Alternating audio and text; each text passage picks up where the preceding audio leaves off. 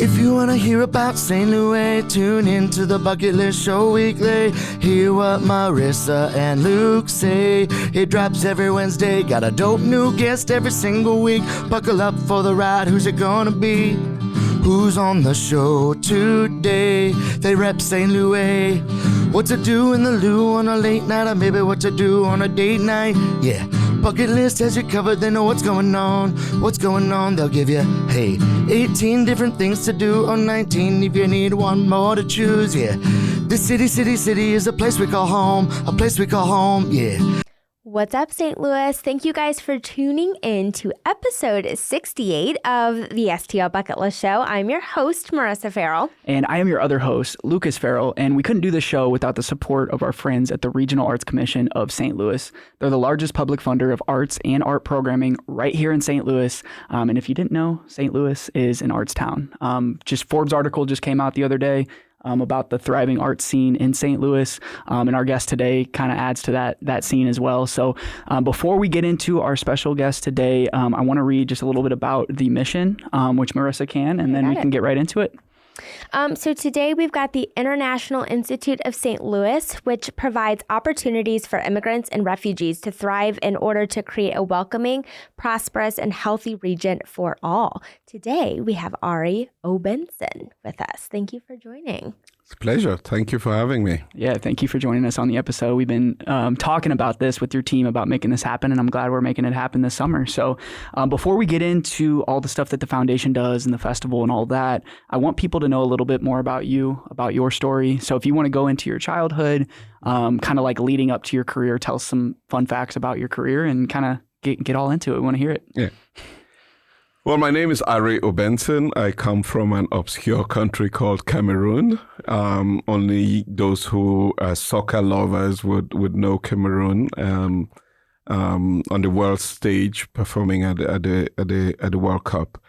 But I come from Cameroon, and Cameroon is quite an interesting country because in Cameroon we speak English and French. Mm-hmm. So Cameroon actually happened to be a spoil of war, meaning that Cameroon was occupied by the Germans, and then when the Germans lost the First World War, Cameroon was actually partitioned into English and French. So I come from the English-speaking side of Cameroon, and in most cases, when people look up Cameroon online, they would say it's a French-speaking country. But I come from the English-speaking side of Cameroon, and whilst in Cameroon, I practiced law for a bit in Cameroon. And whilst I was practicing law in Cameroon, I found an organization that gave me the opportunity to be involved in the development of my community. That organization was called Junior Chamber International. And I was volunteering in that organization. And as a result of the work that I did as a volunteer, it gave me the opportunity to come work for that organization's world headquarters that was based in Miami, Florida at the time. I moved to the United States in 2002, and I was based in Miami, Florida for 3 months. And suddenly that organization moved its headquarters to Chesterfield, Missouri, of all places. Yeah. And so I moved to Chesterfield, Missouri, and I've lived in Chesterfield, Missouri, and in the area, or I worked in Chesterfield, Missouri for about 17 years.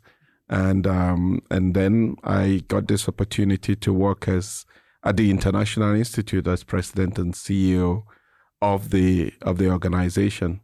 So if I tell you a little bit about my childhood, growing up in Cameroon, life was very different. I remember being in a similar interview like this, and people asked about education in Cameroon. I went to a boarding school in Cameroon that was run by the Catholic Church that was very, very strict. I had a Catholic upbringing, and then went to a public high school.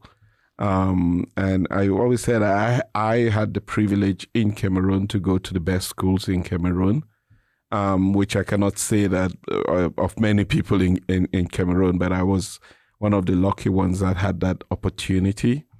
And Cameroon is a unique country in the sense that we have 244 ethnic groups in Cameroon.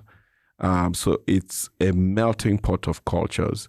And I think that has really contributed to defining who I am, where we have the French-speaking culture on one side, the English-speaking culture on the other side, very, very contrasting. Sure. And yet we have to find a way to live together. Absolutely. And I think that has helped define who I've become as I became part of an international organization that was present in 124 countries. I've had a unique opportunity to travel to over 100 countries around the world and meet people in different settings. I always joke that some days you sleep in a 5-star hotel, in other days you're sharing beds with somebody in a remote area of the world, and those experiences have really defined who I have ended up becoming. Of course, that's a huge part of who you are. Wow. Over 100 countries. Yeah. How fulfilling. Yes, it is. It is such a great experience. Like I said, out of my travels, I've learned that human beings basically have 3 things in common. One is that we all have the same needs. And whether it's developing, less developed, or whatever you want to call the country, we all need clean water, air. We need a good environment for us to thrive. We also have the same wants. Whether you go north, east, south, or west, everybody wants to provide for their children. They want a better life for the next generation. Everybody is ambitious. Everybody wants to thrive. Everybody wants to earn something whilst they are here. And we all share the same fears. People everywhere fear the things that they don't know. They fear distant cultures. They fear they fear tomorrow. They fear, So those 3 things are really things that you would find common no matter where you go around the world. And so that's what travel does. It helps you look beyond the headlines to really find what defines each one of us, and it's our common humanity. That's amazing. That's Well very, said. very well said. And one thing that I had a question about was moving to Miami from Cameroon. What type of culture shock did you experience? I mean, was there what type of thing was that when you're like, I'm going to Miami? Like, Miami's a pretty amazing city, but it's a lot different than some places around the world too. I don't know whether I can share this on this network, but it's very interesting because, and I'm going to say it because this is a big scoop. So the gentleman who picked me up from the airport in Miami took me to the first place where we had lunch, and it was a Hooters. Woo! That's a good spot. You get some hot wings. We're talking about culture shock. Yeah. But for me as an individual, the culture shock was not instant. The culture shock was over time, and the culture shock over time is. I explain to people that in Cameroon, we woke up in the morning and we opened our doors. And we left our doors open till the evening when we closed the doors. So any neighbor that was going by would walk in and out. If they walk in whilst you're having lunch, they just sit down and have lunch. That was the environment in which we grew up, and we always looked at that as normal, right? But here it was kind of different when you get here and everybody has their doors closed, and sometimes you look for people, you don't even see people walking around. It took me a number of years to be able to process that. In fact, you go almost through the entire winter without seeing your neighbors, right? Mm-hmm. And sometimes when it begins to warm up, then you see people walking. But those are the kind of things that you here it may seem normal to everybody, but coming from the African society where it's a little bit more communal, where our neighbors would run out of cooking oil and they just come across and get cooking oil and and cook and maybe even bring over a dish. But those are some of the things which represent a culture shock. Another thing is when in most African countries, we're really still trying to define our rights as humans, right?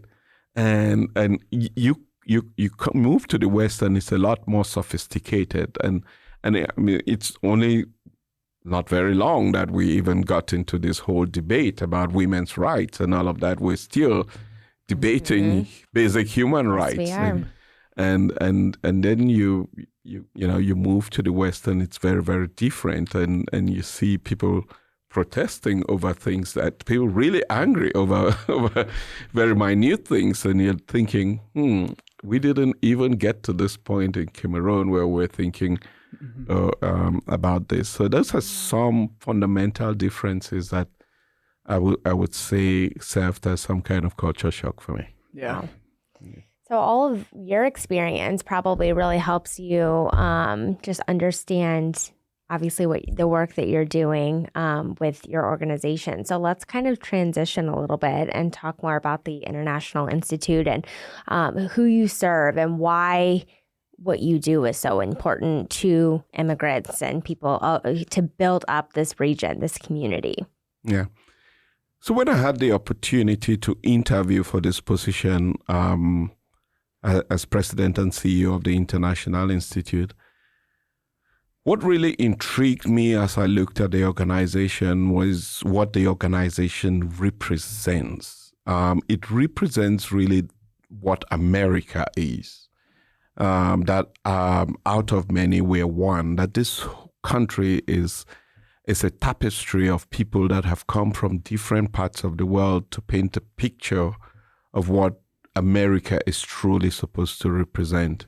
And that the International Institute offered me an opportunity to play a part in upholding what America truly represents, the value that we've all come from different parts of the world, different cultures, different languages. We may look different, but we've been able to construct something here that's unique in the world. And how else can you play a part than being part of an organization like that truly represents America? So it's my understanding that the International Institute, like several other international institutes across America, started out in 1919. And 1919 was at the end of the First World War. And a lot of men had gone to war and hadn't come back. In fact, when I was driving here, I was thinking about this and saying, why did they have to send all these men to war, knowing that they wouldn't come back?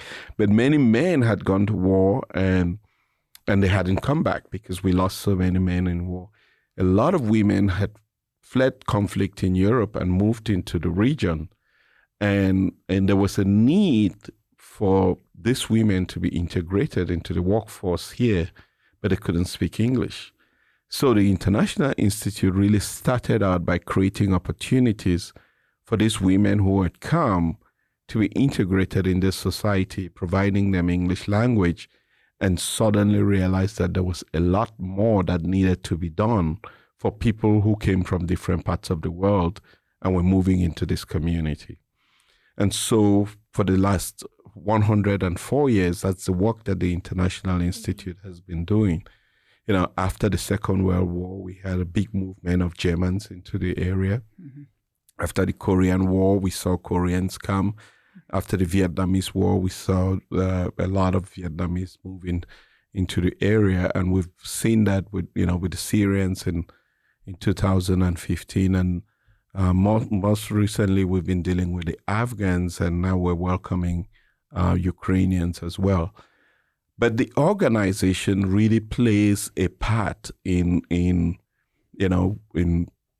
helping people who come here be able to find a place that they can call home, to find refuge here, but also gives them the kind of support that enables them to be able to achieve their greatest potential. So what are some of the supports that you guys have in place? Because I know you have multiple resources. You have English classes. You've got labor job opportunities. So let's touch on some of the opportunities that you guys offer. Yeah, so the best way to think about this is to think about what support do people need coming here with nothing, coming here with probably no language skills. When I say language skills, I mean English language skills. They have no home. They have no credit history. All of those things. And so we really think about how do we provide holistic support to people when they come here. Because I like to fashion it this way because it goes beyond just the current programs that we have. We're constantly thinking about how can we make people whole? How can we make somebody who's come here find their dignity? And so it pushes the envelope on the programs that we currently have. So the first thing that we do with any arrival, especially if it's a refugee, is think about shelter. So we provide housing. We help people find housing once they come here. And that depends on the family size. And so we identify, once we have the data on the family that is coming, we identify housing. Now, after housing, the next thing is we do check on their health, right? To try to make sure that they are in good health condition. And so we have a health check. We work with the St. Louis County Health Department and work with some other partners within the community to provide an assessment of health. And if there are referrals that need to be made, we make those referrals. If there are children in the family, education is the next thing that you want to look at. We want to make sure that those children are integrated into the school system. We do an assessment of the adults in the family to know their level of literacy. And if there's need for us to provide literacy, we enroll them into adult literacy classes. Because these adult literacy classes really help them integrate the society. Right. Understanding what a dime is when you come from another country. It may seem really, really simple for us, but it took me a while to know the difference between a dime and a quarter. Yeah. Right. But those are simple things that we provide. And then we look at their English language level and the different levels of English language courses that we recommend based on what level they are. And then after that, we look at their skills. What skill sets do they have so that we can be able to integrate them into the workforce? So we provide even, career orientation courses. We train people how to prepare for interviews. We even prep them up and provide even the clothing that they go for the interviews. Then we match them with with companies or businesses that are hiring, and we place them in those jobs and give them support for the first few months whilst they're at those jobs. Then there is also mental health, right? Most of the people are coming from very difficult circumstances. Yes. So we have a social work department that provides support to people. And it's typically once you have found, when you're settled, that you begin to, the adrenaline goes down. And so it's where it comes down the line, mental health, and we're also there to provide support for them. Sometimes we have older people that move into the area. We even have programs for older people, so we provide them support, because when you come here old, it's difficult to make friends, right?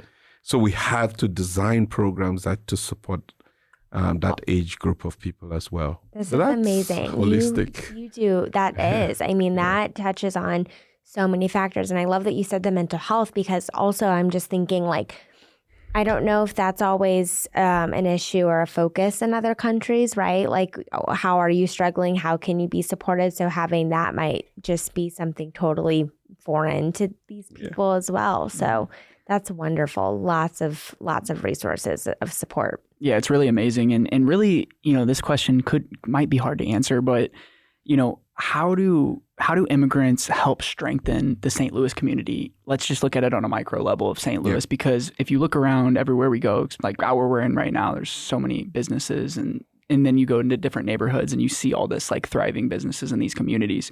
But just in your own words, just how do immigrants help strengthen these St. Louis communities? Yeah. Well, let me start from a historical context, because everything about St. Louis is about immigration. Right. Yeah. Let's begin with the name itself. I mean, St. Louis itself is French. So it's been all about immigration. And if you look around the city, say every skyscraper that you see in the city is as a result of immigration. But in the context of where we are as a country, many people don't realize St. Louis used to be the fourth largest city in America not a while back, many decades ago. But in the last 4 decades, St. Louis has seen a significant decline in its population. And our current death rates are higher than our birth rates. We are seeing about a 65% outward migration of young people who come to all the schools in St. Louis. And we have seen in the last 2 years that we in 2021, we saw a 19,000 decline in the population. And last year we saw about 13 or 14,000. But last year alone, we also saw about 5,000 new arrivals that are foreign-born into the St. Louis community. So without those 5,000, would have seen a decline of about 18,000 in our population. Immigrants and refugees are the solution for the St. Louis community to prosper, in the sense that they bring one immigrant families are typically larger in size. They're averagely younger. Our average age is about 24.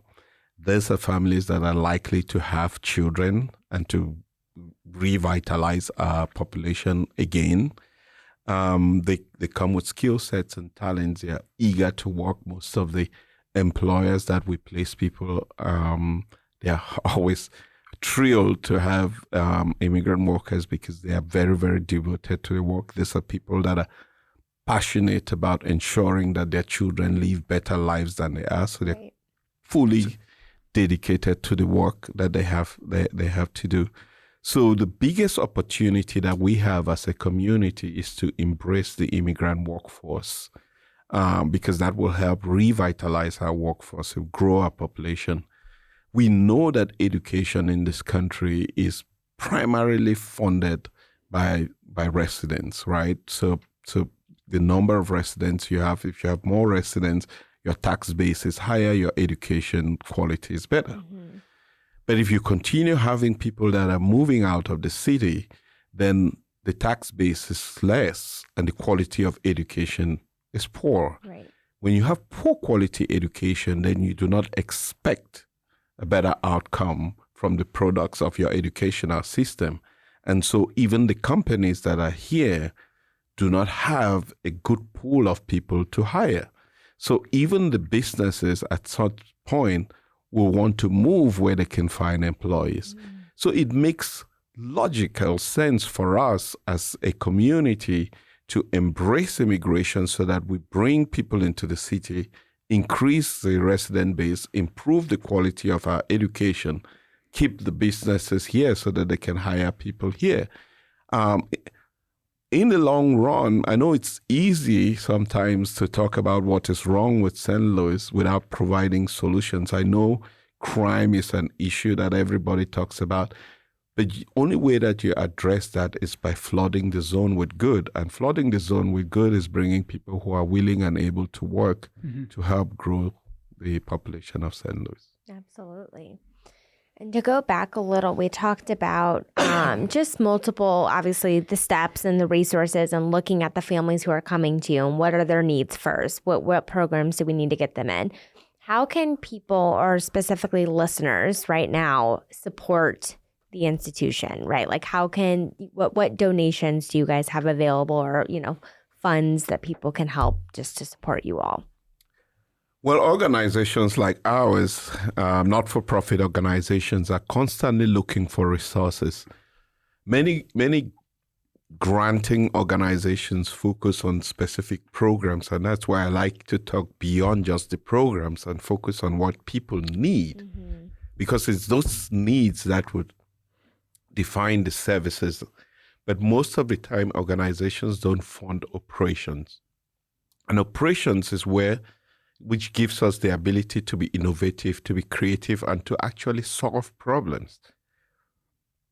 in the case of the International Institute, what we need is those extra resources, people who donate to the organization to cover the operational side of the organization. And it's individuals, it's community stakeholders who see value in our work, who think beyond the fact that we receive grants from the federal government. It's those people that we need to support us at this time. Yeah. Anybody can donate by going to our website, iistl.org, and make a donation or make a contribution there. We're also constantly looking for volunteers. So people who want to volunteer their time and people who want to learn more about our work, people who want to contribute to the development of multiculturalism in this community can also go to the website and fill out sign a form up. or something. Yeah. I have a lot of respect and appreciation for what you guys are doing. I think it's wonderful. It's very people first, right? Like how can we help those who are in need the best way that they need help. And so guys, donate if you can, volunteer time. That's really, really helpful for nonprofits, especially just because there's sometimes is limited means. And if you can just do a little bit what you can, you might gain something out of it. But that's a big part of, our bucket list initiative with the Bucket List Gives is just learning more about things that you're not familiar with in terms of the St. Louis community. So you have really dropped a lot of information that I'm sure we weren't even aware of. And I just really appreciated a lot of your insight as to and I feel like we could go, I could ask you 100 more questions because it's really fascinating. You have a lot of passion and I just appreciate what you guys are doing. So well said, Thank Marissa. you. Nice. So you guys do something called Festival of Nations. I think a lot of people have heard about it on our show. I think a lot of people know about it, but I'm engaged in it. Yeah, I mean it's the biggest multicultural event in St. Louis. Food, music, culture, Arts. vendors, arts. It's one of the best events. When we moved to St. Louis City, we're originally from St. Charles County area. We moved to South City right by Tower Grove Park. Oh, nice. The first event we rode our bikes up or walked up to was the very first we didn't event. even know. We were just I don't think we were even moved in all the way. No. There was this event and I'm like, oh, it's right across this was the street. 2017, so 5 or 6 years ago. And we walked up there. We just sat on a blanket, just me and her. We were probably 22 at the time. Yeah, we were babies. We're still babies. We're 27, but but let's talk about the event. I mean, it's bigger than just the food. It's bigger than the music. It's bigger than that. So tell us a little bit about Festival of Nations. It's been an ongoing event. It's something that everybody looks forward to in this city. It's something to celebrate. This is decades, right? Yeah, it's been going. In fact, the first Festival of Nations was far back as 1934. But this new dimension of the Festival of Nations has been going on for about 21 years now, with 2 years lost as a result of the pandemic. And now we are also taking it to a whole new level. So Lucas, I hope that the next time, 3 years from now, when I come back to do a podcast, if there would be such a thing like podcast 3 years from now, you're going to be talking about the Festival of Nations as the biggest multicultural festival in the United States. Right. That's the vision that we have. And that festival is going to be taking place in St. Louis.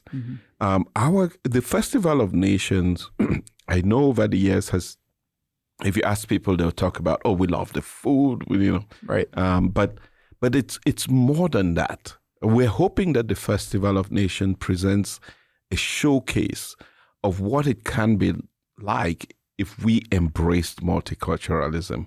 We're hoping that it doesn't just last a weekend, that what we see at the Festival of Nations is what St. Louis has the potential of becoming, that we come from different parts of the world, but yet we're here and in this melting pot where we're neighbors with people from different parts of the world, and that we have to figure out a way to get along.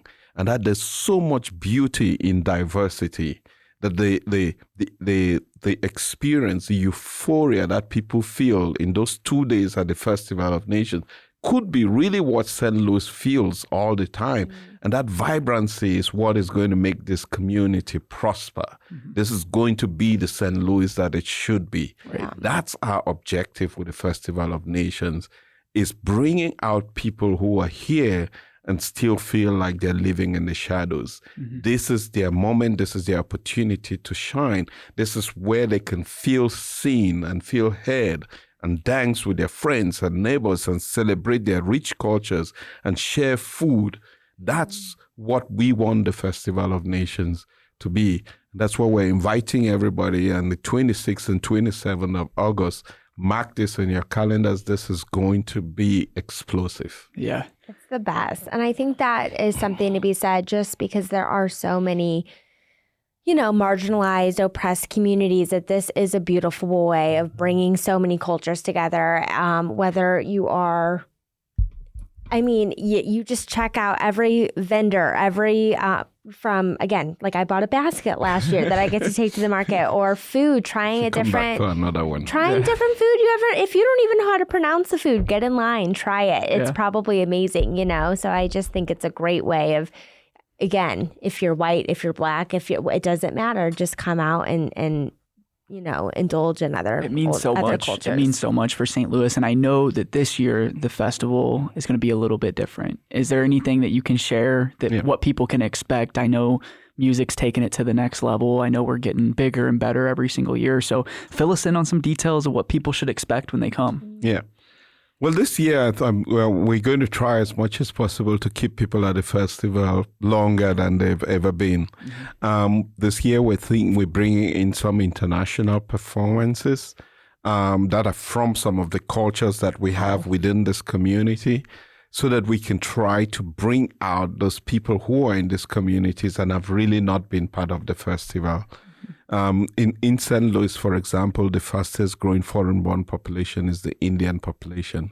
And we want to see that population come out. So we're thinking of bringing a 5-time Grammy Award winner from India to be part of the performance that people can come out. I can even share some scoop. I think one of the most downloaded videos on YouTube in 2022 was a song called Jerusalem, played by a South African musician called Namsebo Zikode, who's also going to be performing at the Festival of Nations. So we're bringing in some of that variety just to bring a lot more people out. And if a lot more people come out, then they get to share, they get to see who their neighbors is. The more we can try to do that, the better.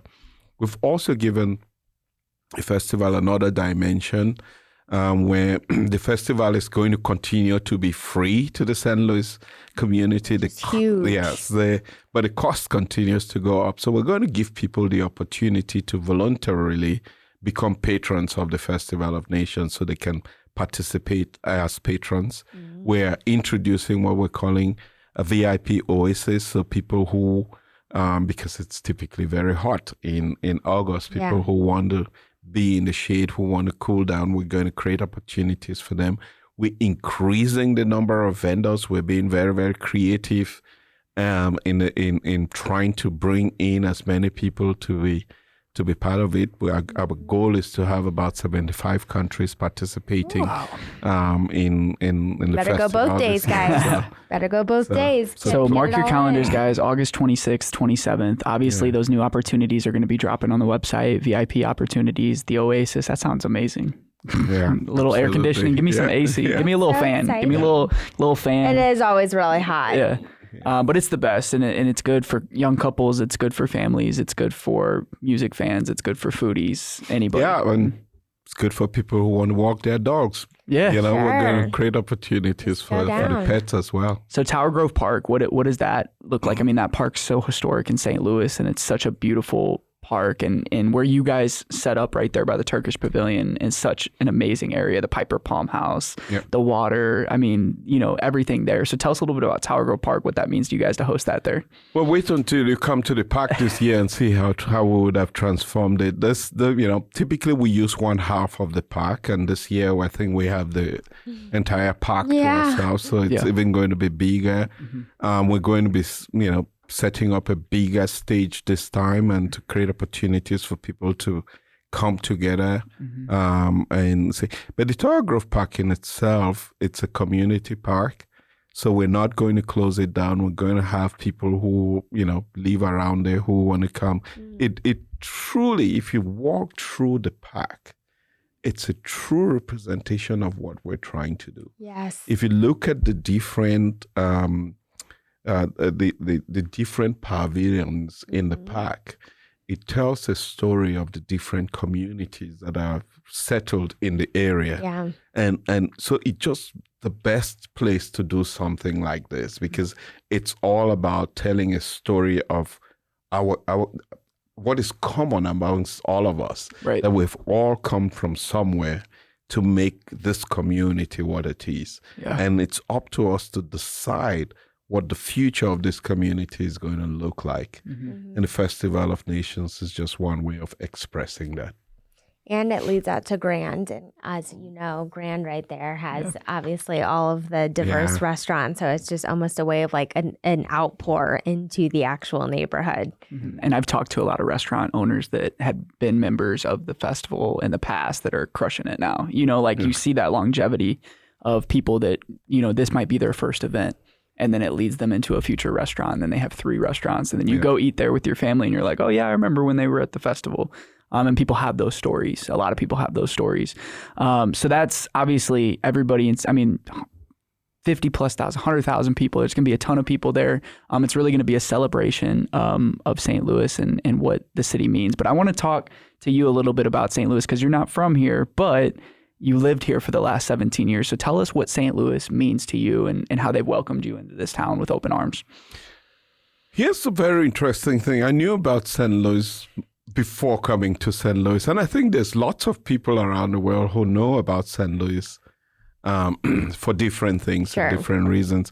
I knew about St. Louis because the organization that I came to work for, Junior Chamber International, was founded in St. Louis. So all over the world where you have JCI members, they know St. Louis as the founding place of the organization. But I've also known St. Louis before coming here from a historical or maybe geographical context, in the fact that the Mississippi and Missouri rivers go through this city. And if you study geography or study history, they've been really, really important in terms of transportation, in terms of the development of American history.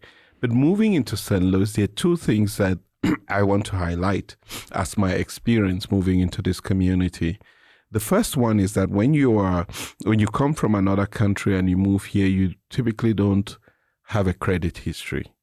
And so when I moved here as an immigrant, I bought my first car in St. Louis at a 23% interest rate. Oh, wow. So I say this to say, I came here better off than most of the people that come here. Yeah. And if I could get a car at a 23% interest rate, then you can imagine the challenges that people face.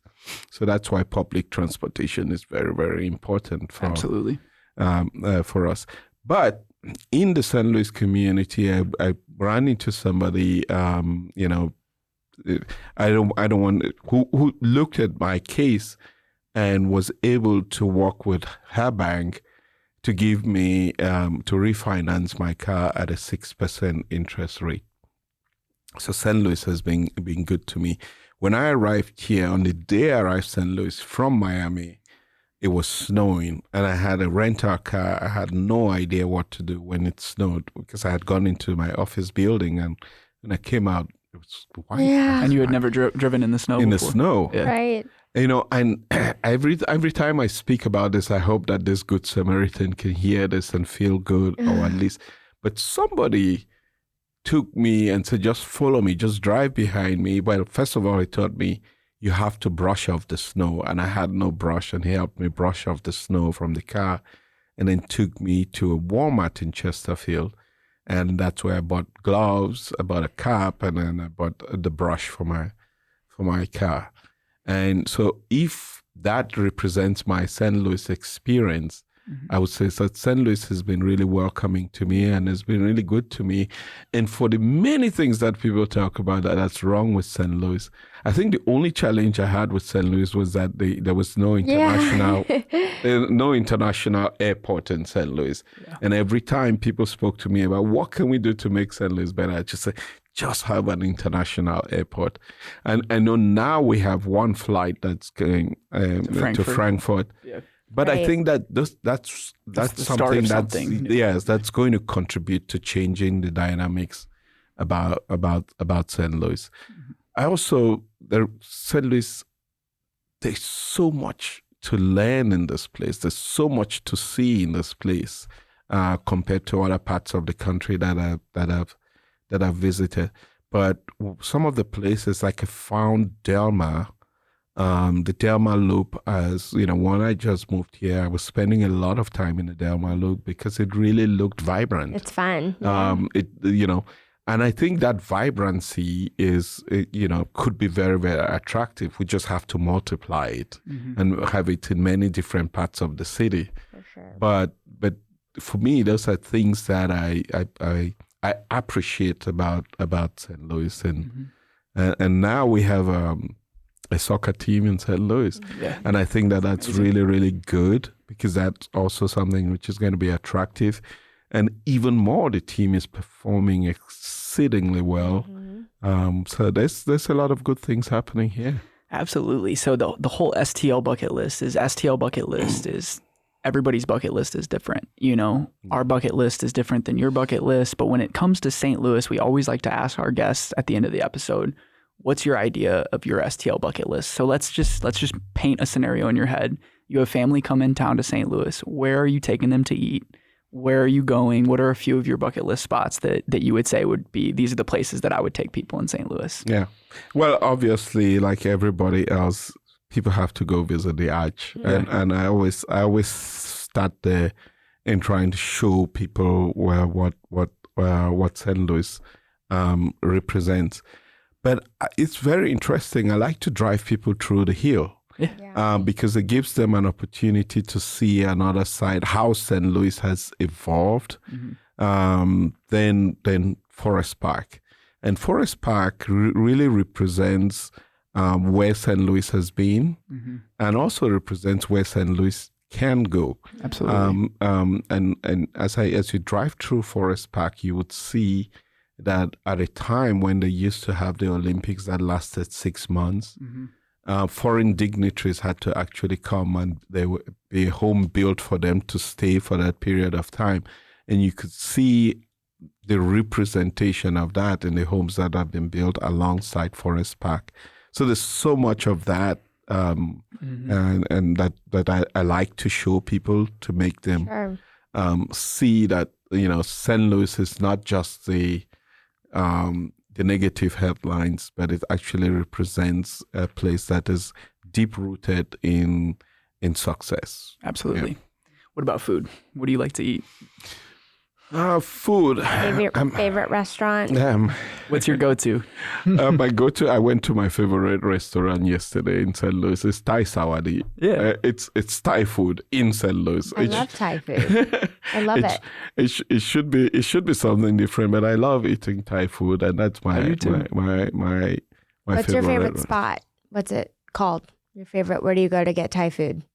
Oh, Thai Sawadi in Chesterfield. Okay. Chesterfield. Yeah, we go to Thai Table. Thai Table or Thai 202 in the West End. King and I on Grand. Yeah, King and I, King and I, and then what's the other one? Chow Bon. Chow Bon's like a newer one on Manchester. That's a good spot. Yeah. But Thai food is incredible. My favorite. But yeah, that's fun. We always like to just ask people because everybody has a different one. Like that, it's the spot. Like we go to Noodle House a lot because it's right here when we leave the podcast. We just go to Noodle House. Kui over there their ramen is incredible. Yeah. But yeah, that's awesome. Well, thank you for coming on the show today. It was an incredible episode. I think a lot of people can take away and learn from this and really just go to the website, iistl.org. You can learn more about the organization, find ways, and then meet us at the festival. We will be there. We'll be there. Come hang out with us. It's going to be an incredible time. And like you said, it's much more than just food and music. There's so much more that goes into what you guys put on that weekend. So this was a great episode, Arrey. Thank you so much. And shout out to our friends over at the Regional Arts Commission of St. Louis. Louis for letting us do this podcast every week. A lot of time and energy goes into producing these episodes, but we continue to put them out to highlight the people, places, and events that make St. Louis special. And thank you, Matt, for producing an episode in the back, cutting it up, putting it on YouTube, putting it on Spotify, and share the episode, guys. Share the show. See you next week. What's up, St. Louis? Don't forget that Mattress Direct is another sponsor of our episode. And if you guys are looking for a great night's sleep and a great shopping experience for your mattress, head over to Mattress Direct. Guys, the website's stlmattressdirect.com. They have 18 area locations. There's a chance that you're pretty close to one. There's something different about shopping local, so go head over there, get yourself a good night's sleep. And this episode is also presented by the Regional Arts Commission of St. Louis. They're the largest public funder of arts and art programming right here in St. Louis. And if you didn't know, St. Louis is an arts town. Today, they rep St. Louis, yeah. They rep St. Louis. They rep St. Louis.